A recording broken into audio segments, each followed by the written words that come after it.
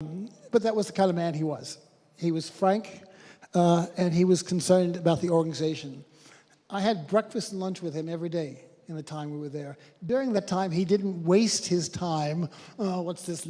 He would eat quickly and then use the time to confer about the organization. Who is there? Is that person doing well? I could see why Hedgewar chose him.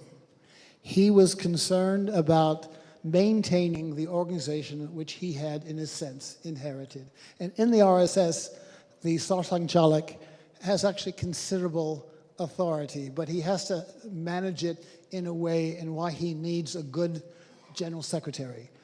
General secretaries are normally, for those of you who are interested in what the future is like, is normally the next person to come if they do a good job.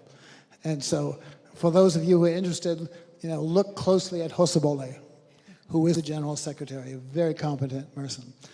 Okay, Golwalkar's chosen, and he does, I think, what Hedgewar wanted him to do. He kept the organization stable until, his death in 1973. Then he chose somebody, this is Golwalkar, which was somewhat surprising too, someone who's much like the founder, Hedgewar. He was a social activist who was concerned about the goal of the RSS, which is unifying Hinduism. His very first major speech, for those of you who followed the RSS, you'll know about the incident I'm about to mention, was in Pune at a conference on, somewhat like this, a conference on ideas. And he gave a very direct speech, attacking caste, attacking the caste system. And there was a lot of speculation, particularly in the Orthodox Hindu community.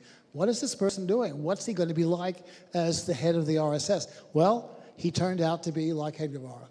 He was a social reformer. He opened the door of the RSS to Muslims and Muslims and Christians. And that was not a surprising move for those who knew him. He felt that these people are Indian too.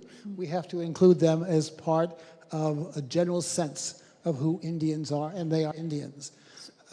So he did that. And Dr. Andersen, if in that sense, can we say that Bala Sahib Deoras was the most transformational figure that the RSS had?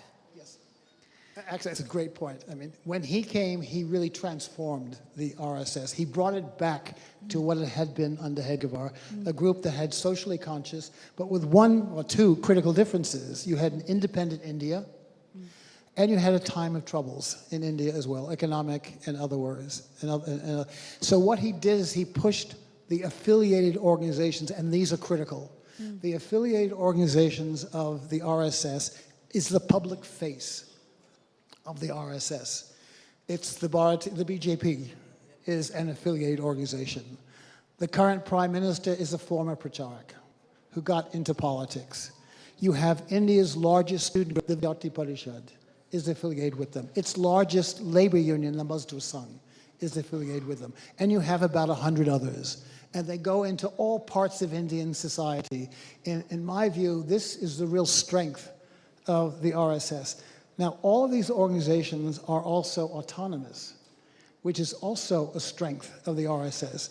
And because the RSS has grown so much over the particular last 20 years, it now has 3.5, 4 million members, and the affiliated groups have several times that number. Open to Hindus, obviously, and Christians, Muslims, anybody can now join these organizations as well as the RSS. So in that sense, the RSS is often misunderstood than understood in the sense it's more, there's internal debate, there's discussion, it doesn't work like a block. There's a greater discussion that is happening internally within the organization, which many people don't know about. So has that played a role in the evolution of the RSS to what we see today?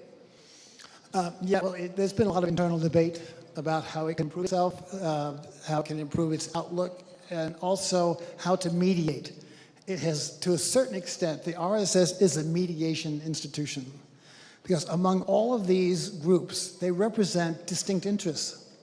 For example, on issues of land reform, welcoming outside investment, in fact, there's one of the org affiliate is specifically against foreign investment as somehow